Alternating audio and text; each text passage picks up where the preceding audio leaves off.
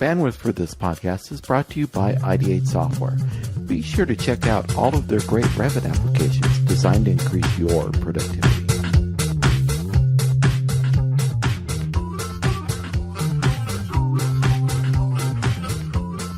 We have begun recording at BIMThoughts again. And guess what? It's me, Bill. I'm back. With another BIMThought. Thanks, Jim. Jim did a great job. I'm happy to be here. But he's not Bill. Jim did a great job. Nobody's me. Nobody's Bill. I'm me. The one and only. Yeah. Oh, so we're doing a panel discussion today. We don't have a guest because we thought, hey, let's do panels again. They're fun. And so here we are in a panel discussion. And instead of talking about how we miss going to conferences, we are going to talk about what we should do to prepare when we start to go back to conferences or start to travel again for whatever we want to travel for. Maybe we want to go to Disneyland or Disney World. Maybe we want to go to Disneyland Paris. Wouldn't that be fun? Would be fun. Maybe we want to go to Edmonton. Well, to each their own. In the summertime. You definitely want to go in the summertime. Yeah. Maybe we want to go to Washington, D.C. to see the Smithsonian again. Or go to the Federal Built Conference. Or the Federal Built Conference. I was having a conversation with somebody today that, we both agreed that if our company were, both of us told us that, sorry, you can't go to the conference, even though they finally are having one and we get it. You really want to go. Sorry, you can't. Mm-hmm. We would pay for it for ourselves. We would take vacation. Anything that we needed to do, we would be there. Right. If nothing else for the networking. Right. Absolutely. That's how much we miss these things. Heck, I would drive if I had to. All right, let's get to the topic at hand. Flying. Let's talk about flying first and what I learned flying for 2 years every week, once a day. So I would fly from Las Vegas to Irvine on Wednesdays, get up at 30 to get the first plane, and then book the last plane out to come home same day. So what I learned from that is, one, you gotta have the TSA pre-check. That is like the number one. What do you have to do to do that? You have to go to the airport. You pay them $70. It's 4 years or something like that. And you got to answer some questions, get your picture taken, your fingerprints, and poof, you're in. They email you your code. You put that code in when you buy your ticket, and away you go. And you can get in. You don't have to go through the long line. And even if the line is longer, it's still faster because, in air quotes theory, the people in front of you know what to do because they're seasoned travelers. Okay, and in theory, when airports were really hectic and really crazy and the security line was insane, yes, I can see the point. But do you think we're going to see that again? Oh, yeah. Really soon? Yeah. Probably not this year. Probably I'm going to say 2023 is when the airports will go back to the way they were in 2019. So get your TSA pre-check sometime between now and 2023. Yeah, get your TSA pre-check. Actually, closer to 2023 because it lasts for 4 years. So. Right. Or whenever you're getting ready to fly, once you know that, then go get your TSA pre-check. Because then you can struggle with your first flight without it. Then you can remember what it was like. And then when you get your TSA pre-check, you'll appreciate it even more. Well, being such an avid traveler, whether you enjoyed it or not, I'm sure you had like a crazy system, right? Or at least if you're like anything like me, you probably came up with a system, right? I flew Southwest. So if I could go Southwest, I would take Southwest. As soon as you get the A on the A list, after 25 flights, life is easy because you automatically get checked in. So life is great. You don't have to do the check-in 24 hours before. Well worth it.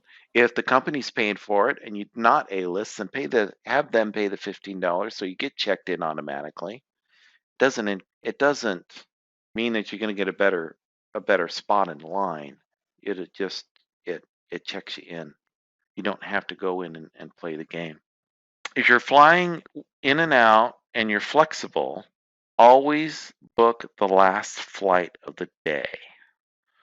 Because at Southwest, you can change flights either free or I think next year or this year, the price of tax, so $11 or whatever it is. So you can change your flight. If you want to go out earlier, you can do that. Because I did that a lot. I would book the last flight of the day. If I got done early, I'd go to the airport and jump on the plane, the earlier plane. I think I was only unable to get on the plane the earlier flight once, which is good because it's always a hassle if you can't make that earlier flight. Now I got to reschedule my flight for the later one and hope like heck I get a seat. And now there's stress involved. If you book the later one, there's no stress involved. I either wait at the airport for an hour or two, or I'm home an hour or two earlier. Either one works because there's a bar at the airport. So that's good. Only bring what you need for the trip. Don't overpack. Don't overthink it. Like my go bag now for my day trips is my computer, power supply, a mouse, and a charger for my phone, and lip balm. That's all that's in it. If I need anything else, I can buy it for the day trip. But have those things, a charger for your phone and what have you. And if you're going to be traveling a lot, buy an extra set of those things. So you don't have to wrap up your charger at the end of the day and throw it in your bag, wrap up your phone charger, throw it in the bag. Just have an extra set of those in the bag. They're not that expensive anymore. And then the bag is ready to go. All I have to do is grab the bag, throw my laptop in it, and I'm out the door. So that is a good tip. Spend a little bit of money, buy the extra chargers.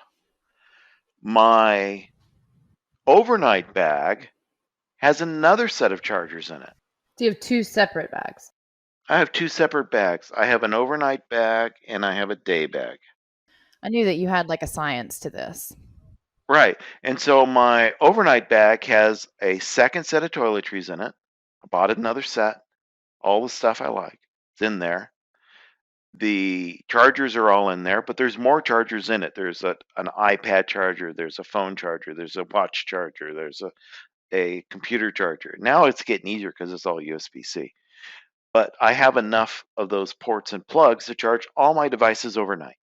I don't have to say, oh man, I forgot my watch charger. I can't use my watch as my alarm clock because I want to make sure I have enough watch battery for the next day. I don't have to worry about that. I've got all of those chargers in my day bag and in my overnight bag already done. It's already there.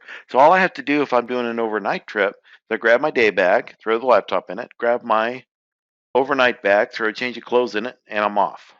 I've got everything else I need in the bag, ready to go.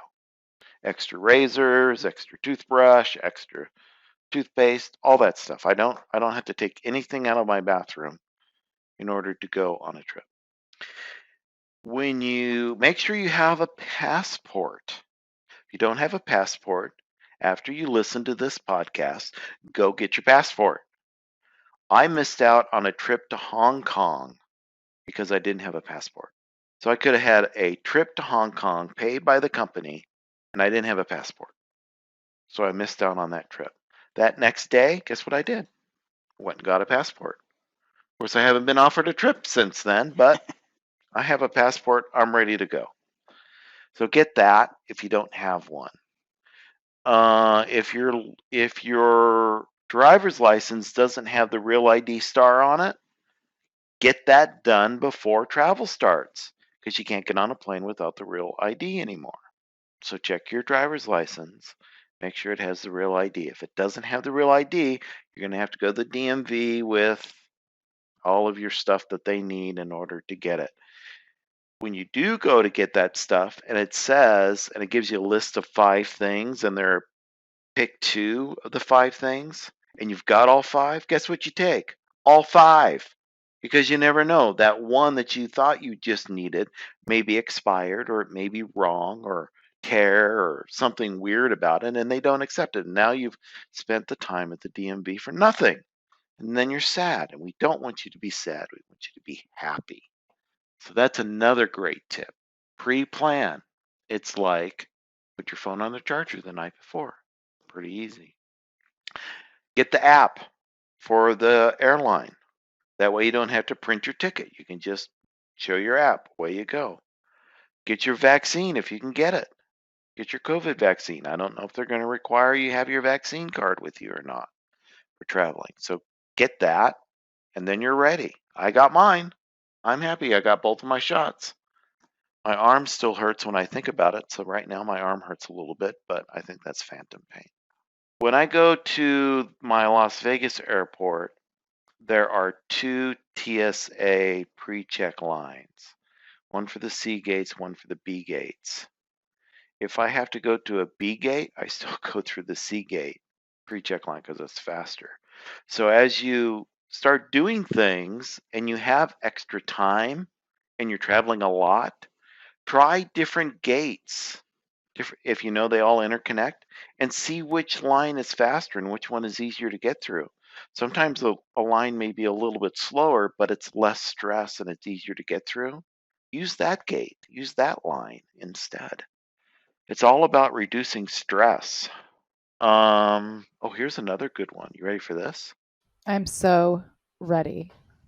You're so ready? All right.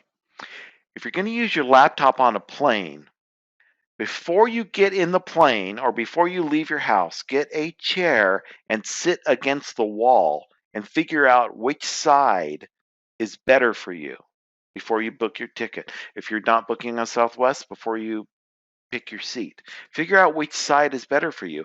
I have found that the passenger side of the plane, if you look at it as a car, where a passenger would sit in the front seat, that side of the plane is better for me for using a laptop against the window. Me too. Because of the way I use my mouse. So some people not so much. So get that figured out before you go on your plane trip to figure out which side you need to sit on. Southwest tip, put your computer bag, your day bag, in the middle seat until the nice lady comes over, or nice man comes over and says, please put that away. Keep it there. That'll keep somebody from sitting in the middle. And don't worry about being nice or what have you for somebody sitting in the middle. It doesn't matter. There's a couple seats behind you. They can sit there. Because it's all about me.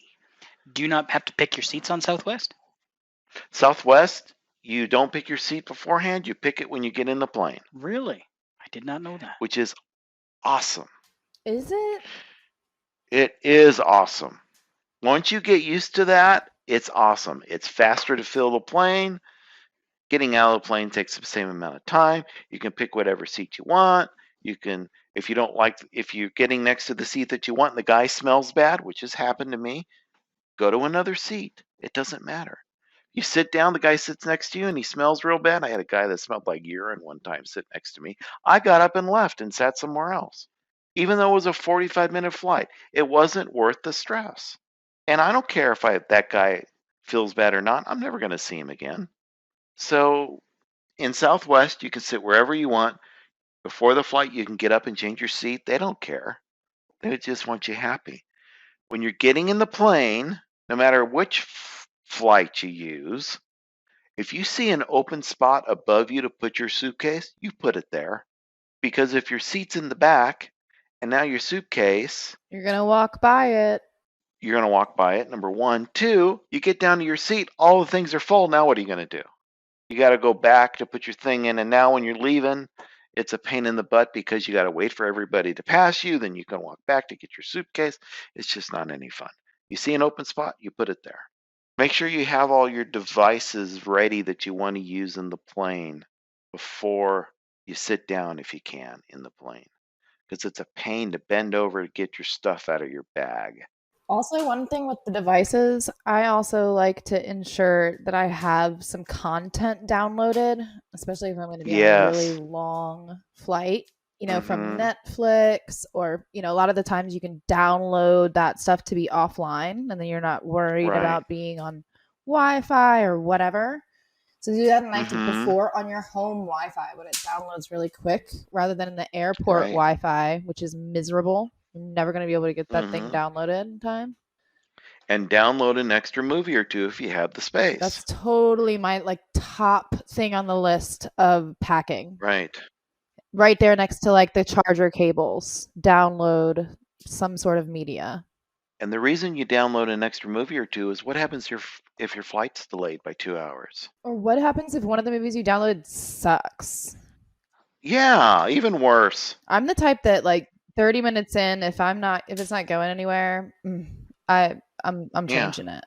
Can't do it.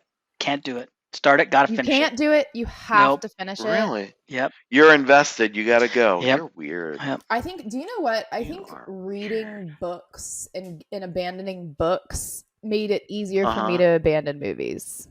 I think Really? before it was much harder for me because, you know, movies are like, you know, 2 hours max to 3 hours, right? Yeah.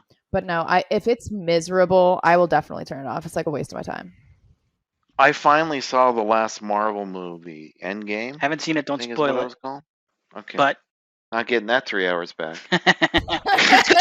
Enough said. Enough said. There you go. Anyway. Have you guys seen WandaVision on Disney Plus? Yes. WandaVision was pretty good. It's very unique. I like the way that it's put really together. good. There's a making of WandaVision 2 on Disney Plus. Really? So once you get done watching WandaVision, watch that. Noted. It was actually filmed in front of a live audience in the when they're in the house. That's in front of a live audience. old school. And the first episode is called "Filmed in Front of a Live Audience." Yeah, and it was filmed in front of a live audience, and they did it. They tried to do it in one take, like theater. And I assume that's actually a double ode to I Love Lucy, right? Because the episode is kind of framed like I Love Lucy. Well, no, you got to watch the thing. They tell you what television shows they used. It's not one; it's multiple. Did you know that I Love Lucy was the first show filmed in front of a live audience? Live audience. So really? it's like a double ode to the the title and the Isn't episode. that something? Anyway, back to the travel thing. So actually, when I was a very little girl, my before my memory, my mom actually owned a limousine service.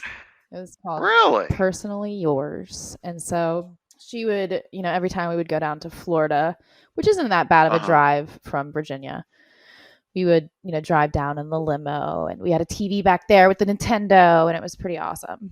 My mom would pick up the teachers for Teacher Appreciation Day and, pick us up on our birthdays and stuff like that from school. But that's not a one-day drive, is it?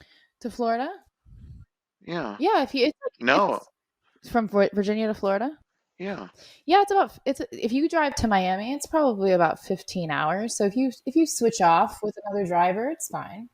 Because it took me a day and a half to get the hell out of Florida from Miami. Oh, really? Of course, it was in a U-Haul. Were you like escaping hurricanes and stuff? No, we're moving I volunteered to move one of the offices back during the Great Recession. So I went there, loaded up the truck, got the, movers, and packed up a big U-Haul, and then drove it to Vegas from Miami Beach. Wow. I wanted the trip. That's a road. And so I got my best friend to go with me, and the company paid for the travel and the rooms and the food for both of us. So away we went. Nice. That sounds really cool. It was fun. It was in July. So if you've ever been to Miami Beach in July, bring double the clothes. Yeah, 100% humidity. Oh my God. Yeah. My glasses fogged up instantly when I got off the plane. So speaking of humidity, remind me of that later, because that's a point that I want to bring up about AU. But back to the travel story with mom. Squirrel man over here. Squirrel. So when she sold the limousine, which was a Cadillac, and cars, yes, they depreciate in the whole situation. So once it got kind of old, she ended up selling it. But she really liked being in like the kind of travel sector, if you will. So she actually migrated to the airline, and she worked at the gate for a really long time. So she was like the chick that you talk to at the gate. And so we would get buddy passes.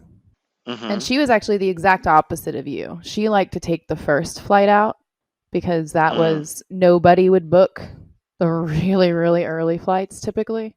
Mm-hmm. And she wanted to, with the buddy pass system and all of that, she wanted to ensure she actually got on the flight. Mm-hmm. Because, there isn't any switching or anything like that. It's like you get on the flight when you get on the flight with buddy passes. Right. Oh, because you were standby. Exactly. Yeah. So we traveled quite a bit. She would wake us up and we would just travel. We would fly to Philly for the day for Philly cheesesteaks, which is a very short drive. I mean, you can take a train there. I had a project on the Blue Ridge Mountains, and so she flew us down to Roanoke, which is about a 30-minute flight. It probably takes longer in the airports than it did in the actual plane. But yeah, we did a lot of traveling. Was it as crazy back then? Was this still all security was a little lax, more lax? It was so lax. I mean, she could drive basically like the back way in, and we didn't have to go through security because she worked there. The whole situation. I mean, it was really easy. Mm-hmm. It was incredibly. You could get anything on the plane. I mean, it was you. I mean, I was really young, but it wasn't a situation where I ever remember having to go through security the way we do now. Absolutely not. So that really kind of inspired me to love travel. And so I've traveled quite a bit as an adult.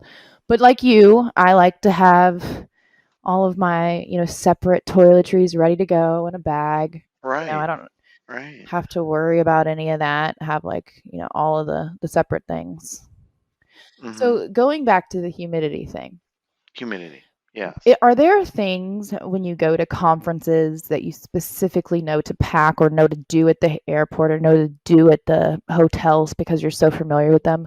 For example, we that are not familiar with being in Vegas and the really dry, weather, I've actually been told that you can request a humidifier for your room. So if you're like me on the East Coast or used to the 100% humidity that Miami has, you can actually get the humidifier, which really helps because your skin after a few days in Vegas or really anywhere with dry heat, really, I mean, they give you chapstick in the AU welcome bag specifically because of this.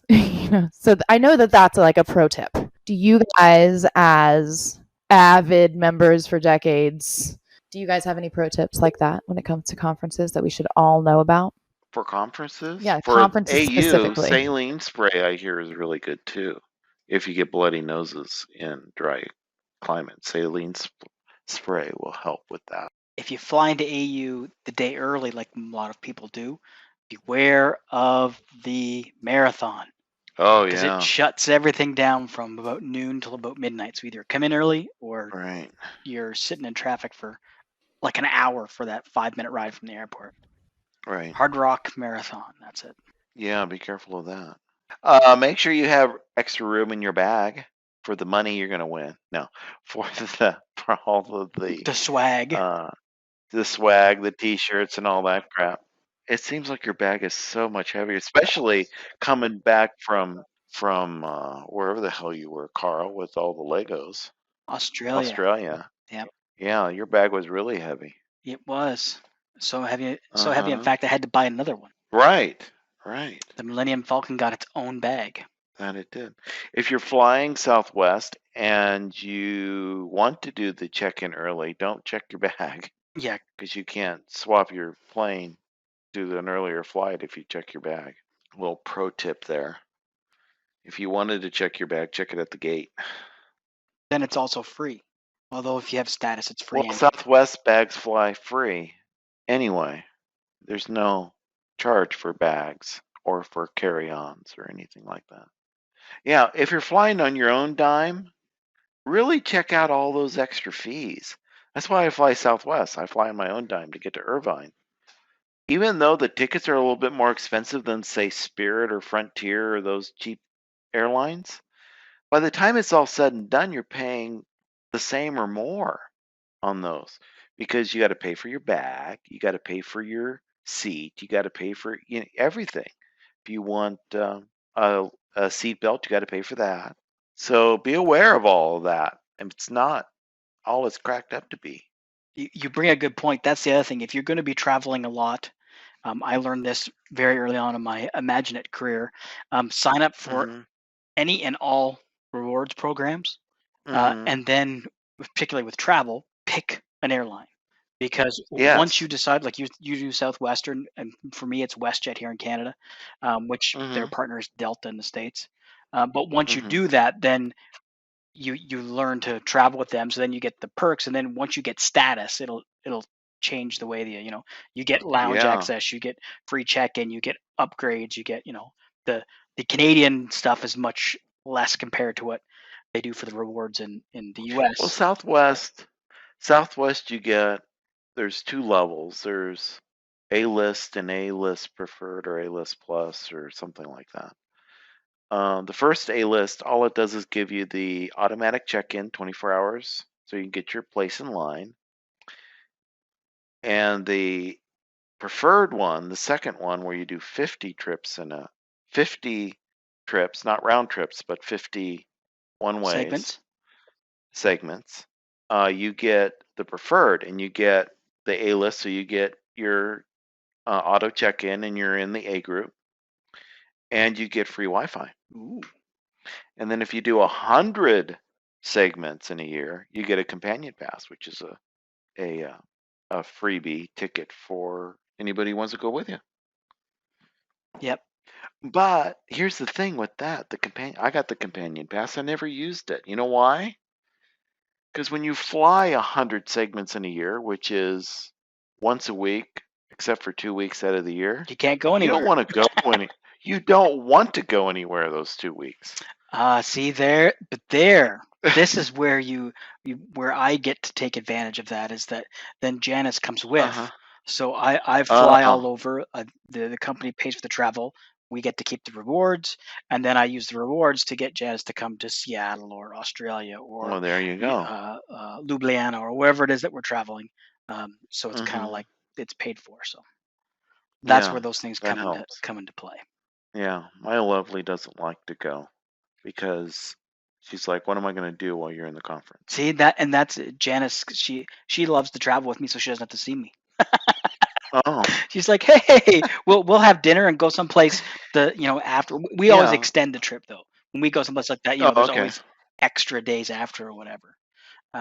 Which, since we're on this topic and we're talking about travel, I think horror stories are of the Horror yeah. stories. So speaking of Janice and speaking of traveling internationally, we went to the Built A and Z conference in Brisbane, 2018. Mhm. And so we stayed a couple extra days. We have a friend in Melbourne, so we went down to Melbourne. And it's not close. It's like a 3-hour flight, so they're not really that close together. 12 hours before we were getting on the flight to fly back to Canada, I realized I left my passport in the safe in Brisbane hotel. Oh, that's nice. That is nice, yes. So we panicked because you can't just a 3-hour flight isn't something you can just drive to get. We called the hotel. Right. The passports were still there, so that was the 1st Mhm. thing. We had our passports. That was lucky. That was lucky. The lady that answered the phone was the manager at the time, and she was That was lucky. a Australian that had come to Banff and did the ski thing. They come over here, they run the ski lifts and do the ski stuff in the off season because they ski all year. So she had taken a liking to us because we were from where she had done some skiing. So she actually Mhm. took the passports, drove the Mhm. half hour to the airport, found the last plane out of the night, put our passports on there as cargo, and we got the passports 6 hours before we got on our flight, and we flew home. How lucky is that? It's like insanely lucky, but it's yeah. So that nice person's on your Christmas. They were on the card Christmas list. We did a great Google review. We told her boss. We told the hotel chain. Mhm. Right. We made sure they got the kudos they deserved. And I Absolutely. always triple and quadruple check the hotel safe now before I leave. Huh. But yeah, so that's my biggest travel blunder. And it could have been a Yeah. lot worse, but it was pretty bad. My worst one was I had platinum status in Sheraton. Okay. And then when Marriott bought Sheraton, I got platinum status in Marriott, which is a big deal in Marriott, I guess. Bigger deal than Sheraton. Sheraton wasn't hard to get platinum. But anyway, I had platinum status in Marriott. So I went to a Deltec conference, which is the accounting software for AEC, in Dallas. And I used my status to get a room upgrade. And so I got a big suite for the price of the regular room. So the company wasn't out any more money or any less money, but I got a big room. This is a huge room. But the elevator was right behind the headboard. Oh. And so the second night, I'm like, I really appreciate the room. Can I have a regular room, please? They didn't have any. So 4 nights of ding. Oh, awful. It's funny you mention that, but that's one of those things where when you travel a lot, you learn the little idiosyncrasies. Like I always wondered, why people would always be so excited about booking their hotel room in advance. Like I'd always just roll up whenever and give me a room and I was fine. But once you spend a night or a week beside an elevator, you learn that okay, so I'm fine with maybe not the most glamorous room because all I do is eat and sleep there, but I don't want to be anywhere near the elevator, or I don't want to be on the floor where the hockey team or the volleyball team or the soccer team or whatever is there. So yes, Is above you. well, yeah, above, beside, below, anywhere. And you don't want to be at the end of the hall either. Nope. In any hotel. Nope. Because that's where the exit door gets slammed. Yep. And you don't want to be beside the ice maker either. Those are also very or loud. the ice maker, which is by the elevator. Yeah. So Yeah. yeah. There's a hotel in Irvine, Costa Mesa, right by the Micro Center. So there was a hotel there, and one side of the hotel rooms, so the hotel was against the freeway, the 55 freeway, busy. And the other side was not against the freeway, but it was against the road to get onto the on-ramp to the freeway. It was actually quieter to be on the freeway side in that hotel because you would get everybody and their brother driving their car and accelerating as fast as they can with their no muffler cars. So yeah, the more you travel, the more you learn about your surroundings. But it's all about, for me, reducing stress. Yes, and on the travel. And doing the same thing was a big stress reducer for me. So you would get a flight you like, you would get a hotel that you like, you would get a routine that you would like, and that would be it. And that was fine by me. I did have some colleagues where their thing was exploring. They would go to different places, so they would go out and explore all over, which is great. But for me, I want to know where I'm going, where I'm going to be there, when I'm leaving. That was my my stress reliever. Absolutely. I was going to say, you also need to get used to, as you and Dana both alluded to, having the go bag, your laptop bag, whatever, set with an extra charger, which is gold, by the way. I'll definitely have an extra charger. But you have everything with you. You also have to take the downside of that is that every time you go through security, they're going to did an x-ray in your bag, but there's 10,000 cords in there. We can't see them. Please take them out. I'd never had that problem after I got my TSA. Every single time. It's funny. It doesn't. With the TSA, you go through there. With us, it's Nexus, same thing. And you don't have to take the laptop out of the bag or anything. But every time they still say, "Well, we need to check." And internationally, Germany, going through Germany, like I thought it was pretty insane. Like they made you pull out every single cord, But you just be nice. You smile. You say, "Thanks for doing your job. We know you while you're doing it," and pack up and carry on. Yes, always be nice to the airport people, especially the gate agent. Yes. Because the nicer you are, the more they'll do for you. It's understanding that that's one of those little protests. It's just like being very nice to the accountant at your company. Right. Absolutely. Get to know your accountant in the company you are working for, and yes.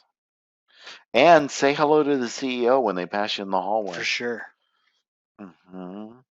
Yeah, those are big tips, man.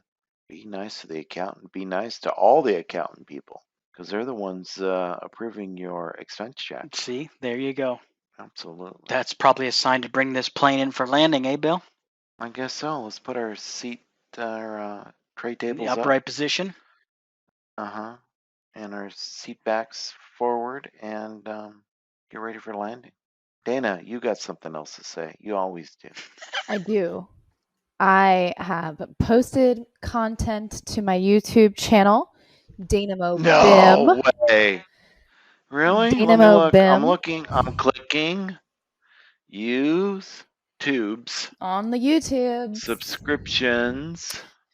There it is. 8 minutes ago. You did this while we were talking. I did it while we were talking. But never was I not part of this conversation. So who are you talking to there? Ehsan. Ehsan is teaching Oh, you're me talking to Ehsan. how to create Python tools. He's using Look Revit at Python that. shell, and I'm utilizing Dynamo, of course. Look at you. So we will have, this is the first episode of many. I'm sure by the time this airs, Yes. there will hopefully be one more at least. So check it out, And you got 3 subscribe. views already. Do I have 3 views? I have quite a few subscribers, which I'm Already. very grateful for. So please make sure that you go on there and you get me to 1,000. Right? Let's see how fast we can get Dana to 1,000 subscribers. Yeah, get Bill to 1,000 in Bill's Workbench. Bill's Workbench. You don't have to watch the videos, just subscribe. You got it. And here's the pro tip on subscribing in YouTube. On our YouTube blogs, you have to log into YouTube with your Google account in order to subscribe. So if your subscribe button doesn't work, you need to log in to hit subscribe. Then you can promptly log out if you don't want YouTube knowing more about you. But the subscription is important. It is important. It is important, especially to get to 1,000. Once you get to 1,000, who cares? Yeah, exactly. Right. Thank you, everyone. I think we should do more of these panels. And I'd love to hear some travel tips in the comments, to be honest. If you guys, I mean, you guys have to be pro travelers too, right? You travel for work, you travel for conferences, you travel for fun. Let us know what you do. I think they should put the comments on the BIMThoughts YouTube channel. Yep. Exactly. Because that's where I'm going to go look for them. That's a great idea. And I'm going to reply. Yeah. So the BIMThoughts YouTube channel, leave your comments there.